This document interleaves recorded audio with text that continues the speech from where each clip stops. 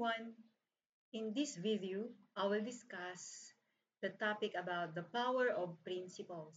At the end of the lesson, we'll be able to explain the purpose of principle, cite the benefits of following the principles, and you will decide to recommit to the corporate user's manual. When we say corporate user's manual, we're talking about the manual of life. To begin with this topic, I'll show you this first slide about the sayings from Victor Hugo. Change your opinions, keep to your principles. Change your lives, keep intact your roots. It means your opinions, they are like your lives, but your roots, they are like the principles. To understand more about this, uh, listen about this illustration. Okay, when a consumer product is developed and produced, its manufacturer often publishes important information about it in a user's manual that is packaged with the item. It means the inventor, before he's going to create a product, he must have the purpose first. And from the purpose or intention, he will be able to determine what are the parts of the product. For example, the cell phone, since the primary purpose of a cell phone is for communication, whether it is for text, messages, chat, or messenger, video call, or call, uh, if that because that's the primary purpose, then the inventor has decided what or will know what to put in that gadget because his intention is already identified, because before he will create something or invent something, or before he invented the cell phone, he has already the purpose in mind. So he is able to determine what are the parts of that cell phone in order to achieve his goal, the intention, the goal, or the purpose. And the product is successful if the product will function according to the purpose of the manufacturer or the inventor. So same through with our life.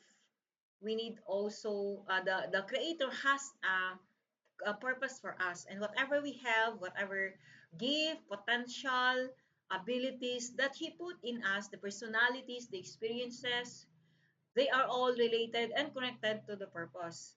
And after that, if the product is successful, then he will write all the principles, what are the do's and don'ts, how to operate, what are the features. He's going to write that in a manual.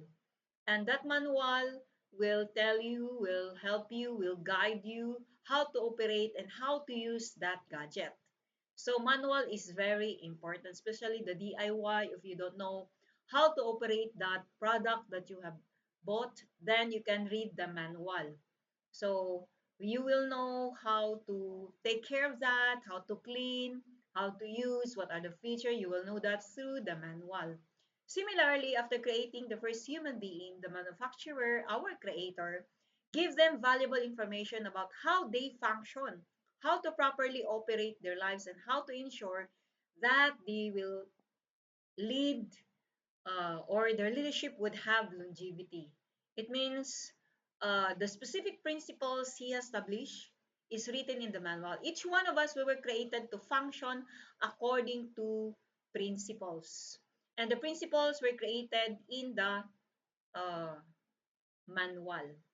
And what does it mean? The key to leading effectively, the power of principles has been among the greatest discoveries of my life, and I believe the same can be true for you.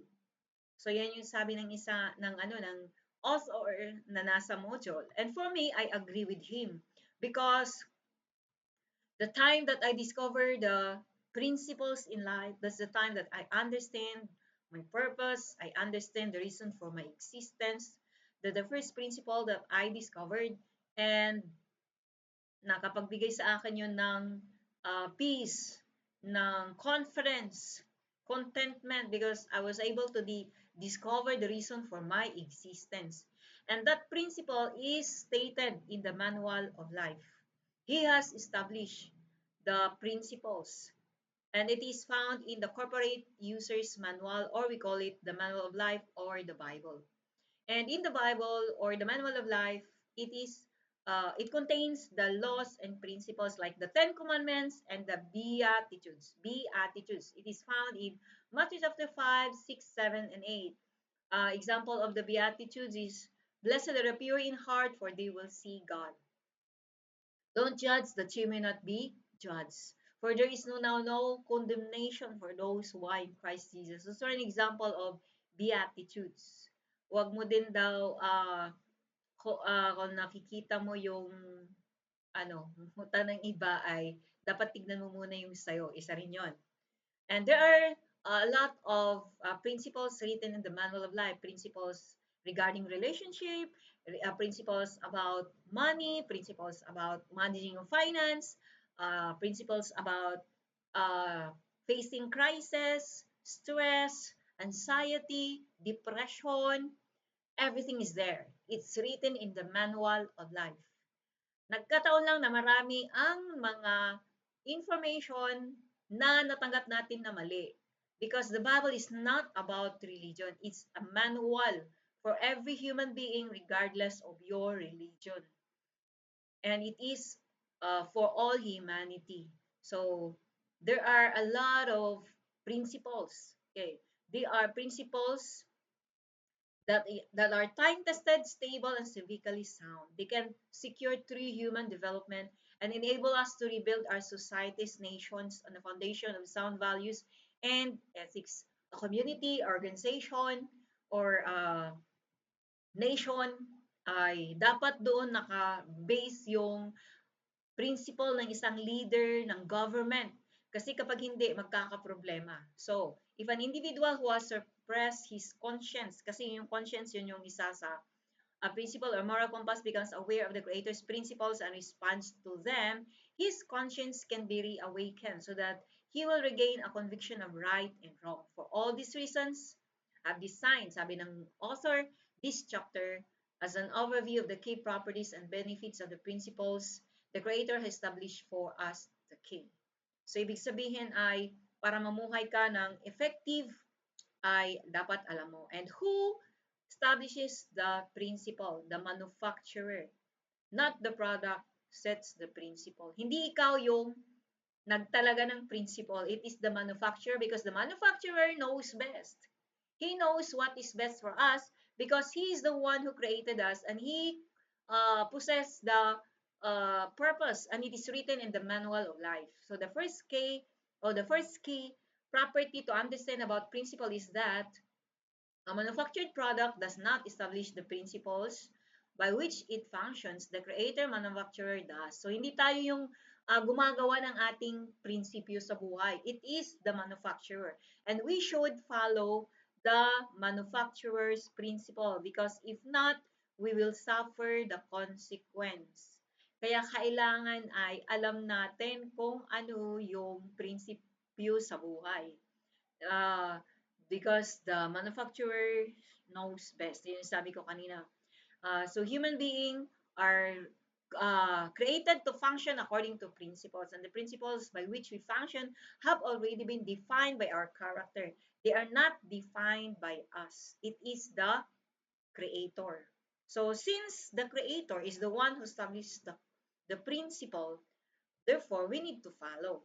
Because the purpose of principle, these principles are not arbitrary, but are specific to our purpose. We were meant to operate according to principles that can uphold our moral nature in God's image and likeness. So it says here, they are not arbitrary. Arbitrary means it's not your choice or preference. Uh, it's not you the one who decide if you whether you will follow or not. But they are designed for specific but are specific to our purpose. It means we are meant to operate, we are obligated because you follow, whether you follow or not, the principles will be there. The principles is established for our best interest because they are we are created to function according to principles. So we are commanded whether we like it or not, because if we don't follow the principles in life, we will suffer the consequence. For example, our respiratory system is designed to take, to breath a fresh air, maglanghap ng fresh air. For example, sa loob ng bahay, meron kayong kasamahan na naninigarilyo for 40 years, kasama nyo siya. Every time na manigarilyo siya, nasa sa loob lang siya ng bahay, chain smoker. So lahat kayo na nandiyan sa loob, nalalanghap nyo. What will happen? Of course, you will suffer the consequence because you are violating the law that established or the principles for your respiratory system or your lungs. Because they are law, batas, hindi pwedeng uh, baguhin, they are fixed. So ano nga ba ang principle? They are called first laws. We have previously defined a principle as comprehensive and fundamental law. It means that they are the first basic foundation, doctrine or assumption, a rule of conduct, and a primary source. They must be the source, they must be the root. Yung kanina, the root must be intact. The code of conduct, example, ay yung sinabi ko kanina, nasa Matthew chapter 5, 6, 7, and 8. Judge ye not that ye may not be judged. Blessed are the pure in heart, for they will see God. Okay, so yun yung mga example ng conduct. Forgive. Kailangan mo magpatawad. Ayan. Kasi yun yung mga batas na itinalaga ng ating tagapaglikha and we are to function according to them. So the word principle is derived from two Latin words meaning beginning and initiator. Accordingly, principles refer to first laws. Kaya nakalagay dyan. So the Creator's first laws for life on earth pertain to both the physical and the moral or spiritual realms. We have the law physically, we have the law supernaturally. We have the law in the sin realm, the physical world, and we have the law in the unseen realm, the spiritual world. And there are physical and spiritual law. Remember, we have body, soul, and spirit. So our body, the physical, and they are the senses, five senses. We have the sense of hearing, sense of taste, sense of seeing, sense of feeling, sense of tasting. So they are the physical body. And we have the soul that consists of our mind, will, and emotion. We have the spirit that's our conscience. So therefore, we need both principles, the spiritual and the physical realm. So we are a spiritual being living in a physical body. So God instituted physical laws. Ang example ay yung gravity. That's why when you jump, you will go back. Ibig sabihin, bumagsak ka ulit or babalik ka sa lupa. Kasi dahil sa gravity. So, laws and principles are established physically to govern the earthly environment, giving us the parameters para alam natin paano mag-function sa natural world. Likewise, in the natural or the supernatural or spiritual law, the conduct of our lives giving us parameters also. How to live, respect ourselves and other people. So understanding principles will make us wise and following them will make us leaders of character. Remember, you will lead in the field of your expertise. So, information and knowledge will just remain information without comprehending, without understanding, without revelation. You will never understand. So, after understanding, you're going to apply. So, whatever you have heard, the ideas you accepted, for example, like this, you are listening to me and you heard something about the principles in life. If you're not able to apply that, you have no wisdom. It will remain information. You are not wise. So wise people apply the principles they have learned in life that they have understood. They have the ability to apply at the right time, right place, in a right way. So that is called wisdom, and you are wise. So principles first that we must understand about principles, the benefits of knowing the principles. Principles are permanent. Another key property of God's principle is that they are unchanging or permanent. We can resist them, but that does not alter them or the consequences of rejecting them. So even though you disobey the principles in life, still they are there. They are fixed. And they are universal. They are applicable to for everyone, for every human race, whether you are educated or not educated, whatever is your citizen or citizenship, whatever is your race, that principle is universal and it is permanent, it is fixed. So, ibig sabihin, yung gravity, example, the gravity cannot be changed. Hindi mo ba siya pwedeng baguhin na gagawa ng batas? Dahil ang prinsipyo o principle na itinalaga ng ating tagapaglikha ay fixed. Fixed laws apply to everyone. All of life relates to physical or moral principles. So yun yung principles. If you obey the laws and principles in life, you will enjoy. But if you disobey or disregard them, you neglect them, then you will not enjoy the benefits, but you will suffer the consequence. So yan, permanent. They are permanent, they are universal, applicable for everyone, anytime, anywhere. So hindi siya na-obsolete. All the time you can apply principles in life. Okay, so what are the benefits? Ito, principles safeguard us from substitute. Principles enable us to build and maintain personal characters. They govern and safeguard our lives. While the first laws are those the manufacturer instituted and stated in his user's manual, there are other laws we must view caution because they are substitutes for the originals. Ibig sabihin, ito ang substitute sa originals. What does it mean? Hindi mo siya pwedeng palitan ng ibang prinsipyo. Dapat, remember, nanggaling lang ito sa ating manufacturer. He's the one, or creator is the one who established that. So when you use another principle, despite of the principle, instead of the principle he has established, then we will suffer the consequence. Example, many people today are advancing their own principles regarding what conduct is morally and ethically acceptable. Sila yung pumipili kung ano yung gusto nila. Remember, principles are not arbitrary. They have to follow the principles. Hindi ka pwedeng gumawa ng sarili mong philosophy na principle at ito yung susundin mo. They cannot be substituted by anything else because you will suffer the consequence. That's why a lot of people or sa isang bansa ay nagkakaproblema or ang buhay natin nagkakaproblema is because we use our own principles, not the principles established by our Creator. So the scenario is similar to what happens when we try to add new principles that don't fit with the Creator's original design for us. Yun yung sinasabi ko kanina. For example, your motor is designed to be fueled by gasoline, and since the price of the gasoline is increasing, you decided to use juice. So that is not the design because you follow your own principle.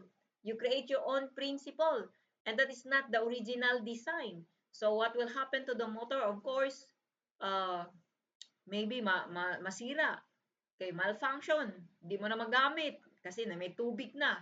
But if you're able to you follow the principle of that motor, of course, magagamit mo pa siya. Pero pag hindi, magkakaproblema ka. Same through with our life. When we fail to recognize and follow the principle established by our Creator, which is found and written in the Manual of Life or the Bible, then you will suffer the consequence. Yung tinatawag mo na batas mo or prinsipyo mo sa buhay, even though they are popular, they won't cancel the first law, the principles in life because they are fixed. And you will suffer the consequence. So, anong mangyayari sa iyong, kagaya ng nangyari sa iyong sasakyan? So, sabi sa Psalms, the word precepts refers to first law. The writer was saying, in effect, Creator, you've laid down principles that are not optional. They are not open for discussion. Although they are permanent, first laws are not stagnant. Hindi sila pwedeng palitan, hindi sila pwedeng i-discuss kung susundin mo o hindi, kung tama o hindi. You have to follow because that is established by the Creator. And He knows what is best for us. So, mahalaga na alam natin kung ano yung mga prinsipyo na itinalaga ng ating tagapaglikha na nakasulat sa Manual of Life. So, don't disregard because you will suffer the consequence. Another benefits. Principles simplify our lives and decision making. Another reason the Creator's principles are eminently valuable is that they simplify life. When you understand His principles, you know how to respond in a variety of situations, especially those that involve ethical issues or ethical questions. So, ibig sabihin, you must take time to learn God's laws. But when you do, they will make many of your decisions clearer and easier. Kasi alam mo paano harapin. Because in every situation, there is a corresponding principles. Principles are like formula. If you understand it, you will be able to use that formula to solve your problem, because every situation in life, as I told you a while ago, mentioned a while ago, there is a corresponding principle. For example, you are facing crisis. One of the principles you need to do when facing crisis is to sit down, of course, after praying and believing God will help you, and asking for guidance, for strength, or for ideas. When you pray, you have to ask ideas. Okay. After that, you have to sit down and plan. Whatever you have planned, you have to execute. So yun ang kailangan, no? This principle. After you pray, you believe, you sit down and plan in order to face the uh, crisis at malampasan mo siya. So you must take time. And it says everything works together for good for those who love Him and are called according to His purpose. His ways are higher than our ways. Ang paraan niya ay mas maganda kaysa atin. Why? Because He's our Creator. He's the one who established the principles in which He aligns us, He designed it for us to function accordingly. So God's first laws, we are liberated. May kalayaan ka. Why? Because you are following the principles, you will enjoy the benefits. Kasi kapag hindi mo sinunod, ay mag-suffer ka sa consequence. But if you obey the principle, you will become much wiser than any leader. You will enjoy the benefits. So if you study the Creator's principles, you'll become much wiser than any other today. Consequently, pag ikaw ay magka-problema, syempre titignan mo, ba't ka nagka-problema o ba't ka na-stress? There are principles established by our Creator how to handle stress, how to have a good relationship without fighting. There are principles how to train children, how to become wise. There are principles in life. How to become successful. There are also principles. How to generate income. There are also principles that we have to follow. Is all found in the manual of life. Everything, every principle that we need ay nakasulat sa Manual of Life, meron dyan. Tuturuan tayo. Principle. First law. Precepts. Nasa Bible. So, you can either, so whenever you face a problem, you sit down, pause for a moment, you pray and plan or ask for wisdom. What should you do? What's the cause of your problem? What's the reason? What's the source of your problem? So, dun mo makikita. Every time you have a problem, I tell you, you have violated a principle. Baka may na-violate ka na principle or other people, and you are the one suffering. So you have to understand, you have to discover, but don't blame others, because each one of us, we are responsible for our own self. So if you understand principles, therefore, discovering solutions to a variety of concerns will become second nature. So principles will help you. And you will know, as sabi rito, how to respond in a variety of situations. Pag na-stress ka, alam mo na paano gagawin. Ano bang principle dyan? Ano bang cause? So pag na-stress ka, anong cause ng stress mo? Pera. Ba't ka nawala ng pera? Ay, kasi yung dapat na allowance mo for 1 month, ginamit mo sa scatter, nagsugal, or binili mo sa Timo or TikTok. O yan, kaya ka nakulangan ng uh, allowance. So, you have to sit down and find out.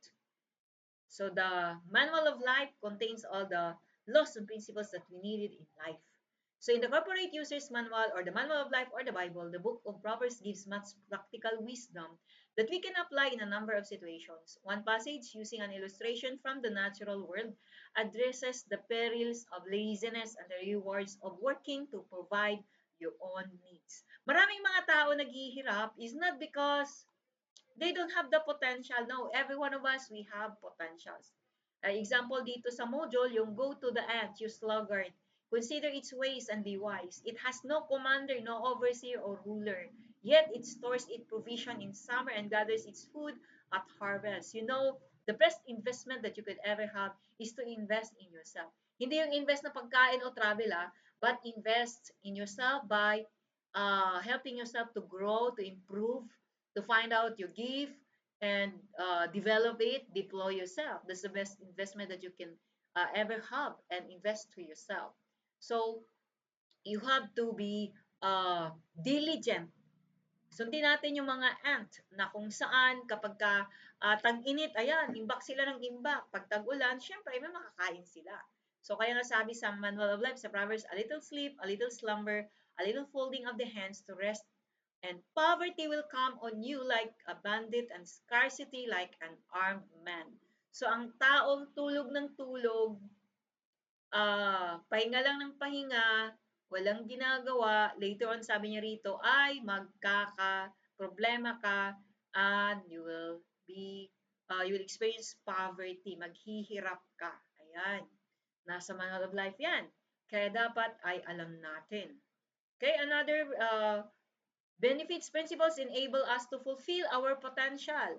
Violating the Creator's principles will also prevent us from reaching our full potential. If we follow His laws, we can fulfill our destiny. If we don't, we will never reach it. Remember, each one of us, we were created to function according to laws and principles, and He created us because of a purpose. So, obedience is not a negative word. So, we must follow the uh, principles. Remember yung aking example kanina, yung motor mo o yung kaya yung sasakyan mo ay nilagyan mo ng gas, ng orange juice, syempre mag-malfunction siya. So, ganun din yung ating buhay. That's why we need to study the laws and principles. Suppose you were to place green seeds on a clean tile floor, when you came back after a few days, you would see that they are not sprouted or taken root. Bakit? Semento yan eh. They need to be planted in soil to do that. So, that's the principle. So every time you plant seeds in the ground, you are submitting to the principle of growth established by the Creator. Likewise, when you adhere to His moral principles, you are submitting to a vital standard for fulfilling your personal potential as leader. So, those are example of principle. First, applying principle requires that you must first know the principle. Of course, can you apply what you do not know? So first, you must know the principle. Second, you must value or accept the principle. Maniwala ka, kumbinsido ka. Third, you must act on the principle. So you would barely think about the process described in this illustration. If you'd been around automobiles from the time you were a child, so that the process had become second nature. So without first laws, life is an experiment. Yun. Kung hindi mo daw alam yung mga principle sa buhay, your life will become an experiment, guessing, experiment, trial and error. So when people don't know or obey first laws, they begin to experiment with foundational elements of human life, including values and morals. So life is not guessing. Ibig sabihin yung trial and error. So there is no substitute for laws or experiment. Experimentation is beneficial and necessary in relation to scientific inquiry, creative endeavors, and so forth. But experimentation in moral matters is dangerous practice because there are principles that are fixed. The principles are universal. The principles are applicable anytime, everywhere. So, experimentation, kapag di mo alam, wala kang knowledge about the laws and principles, life will become experiment or trial and error. So, kapag trial and error, anong resulta? Yan. Experimentation leads to distrust and disillusionment. So dahil di mo alam ang laws and principles, the average leader in the world today has not been trained in the manufacturer's principles, so he often has to make up his responses when confronted with societal issues and problems. Karamihan sa ating mga leaders, ang kanilang mga principles ay hindi nababase sa manual of life. That's why a lot of people don't follow the principles in the laws. So, isang tao daw na hindi alam yung prinsipyo sa buhay na itinalaga ng tagapaglikha, sabi niya rito, magresulta ng distrust and disillusionment. Yan yung nangyayari. So, the widespread distrust has resulted in varying degrees of apathy, compromise, permissiveness, sexual confusion. Kaya yung iba nako-confuse kung lalaki ba sila o babae sila. Ang dali lang yan. Ang basihan lang ay yung physical body. Pag wala kang womb, you are man. Pag may womb ka, you are woman. Yun lang. Because men and woman were man and woman, they are created male and female. The purpose is to reproduce. It means kapag wala kang ability, if you don't have the ability to carry a fetus, you are male. If you have the ability, you are female. Yun lang yun, is the physical body. So our experimentation must be replaced with an application of first laws in regard to the fundamental values of human life. Kasi kapag hindi, that is a dangerous practice. Another one, kapag di mo alam yung laws and principles, it will lead to lawlessness. Experimentation leads to lawlessness. Mga tao hindi na sumusunod sa batas. Bakit? Kasi hindi nila alam yung batas at tuntunin. We have seen that in the optimal scenario, a country's laws are based on values and standards by which the citizens in the national community have agreed to live. So this is why a nation can reflect a national ethic. If the citizens value a certain standard, it becomes a law to them. But if the individual citizens agree to abide by the law, kapag nag-agree sila, they become moral. Their conduct then becomes ethical. So maging maayos. But if it is broken, values and standards are often considered relative. People say things as, what's right for you isn't necessarily what's right for me. So yun yung sinasabi nila. Therefore, you can't impose your standard to me. Kapag ganon, nako, magkakaroon ng problema. Because principles are fixed. Remember, it is applicable for everyone. So experimentation is ethical issues result from not having or acknowledging moral references or parameters. Hindi sumusunod sa batas. The only way to solve lawlessness is to restore character based from the principle. This is what I believe and this is the boundary. This is where we stand. Ayan. So, mahalaga yun. So many people say government cannot legislate morality. Why?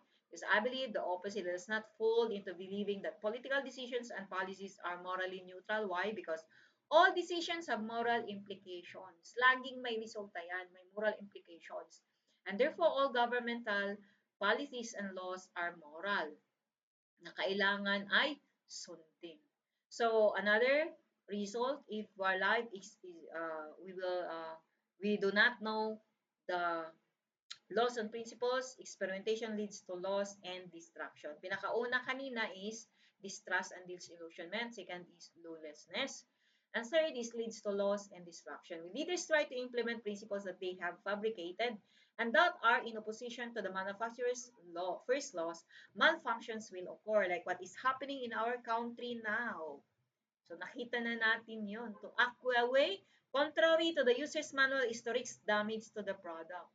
Picture a lighthouse in a storm with waves crashing high against it. The waves are in motion, but the lighthouse is stable. Hindi yan, yung lighthouse, hindi yan natitinag, nakatayo dyan kahit anong lakas ng wave o ng alon. Lighthouse, they are stable. It is grounded. So the principles given to us by the Creator are like lighthouses. They remain constant, provide light that guides us to solid ground. To act in contrary to the corporate user's manual is to risk damage to the product. Magkakaproblema ka. Yan. So, kailangan ay alam natin. Anong gagawin natin ngayon? So, when corporate growth is not all about business plans, investment, and top-notch employees. You also have to conduct business honestly. For example, sa business, make wise decision and hire people who have integrity. So ito sa organization or sa business, who have passion for the corporate vision and who value and support the contributions of all the co-workers. For example, sa ating bansa, anong nangyayari? Ano ang kulang? Okay, so in our past lessons in the rule of corporate values, we have learned what is deficit, anong kulang sa ating officials ngayon o sa mga leaders na nakikita natin ay values. So, sabi ko rin, example ko, a student who is cheating during quiz, exam, their values are also defective. So, anong gagawin mo para magkaroon ka ng tamang values? Recommit to the principles in the corporate user's manual. Ibig sabihin, italaga mong sarili mo na sundin mo ay yung prinsipyo na nakasulat sa kasaad sa Manual of Life. It doesn't make a difference what the current issues, trends, and fads may be.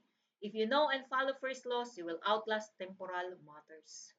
Kaya kailangan natin ay ibalik, italaga natin yung ating sarili na anuman ang iyong relihiyon, I respect whatever religion you have, but the Manual of Life is the truth, contains the truth. So that in order to develop a right belief or right principle, you have to base that from the Manual of Life.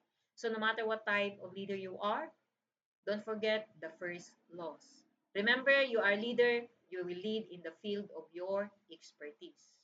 So recommitting to first laws is like rebooting a stalled computer by pushing the reset button. It allows us to return the original mode where we can function as we were intended to. So, kapag tayo ay nag-commit, tinalaga natin yung ating sarili, na pag-aralan yung mga principles Oh, you identify the principles you are holding on, you are believing, you are uh, clinging. You identify whether they align to the user's manual or the manual of life. Kapag hindi, you have to delete that. Dapat bitawan mo yan. I-realign yourself so that you'll be able to go back to your original mode. So, are the principles you are holding on aligned with the manual or to the manual of life? Ang prinsipyo mo ba sa buhay ay naka-align sa salita ng Diyos? That's all. God bless everyone.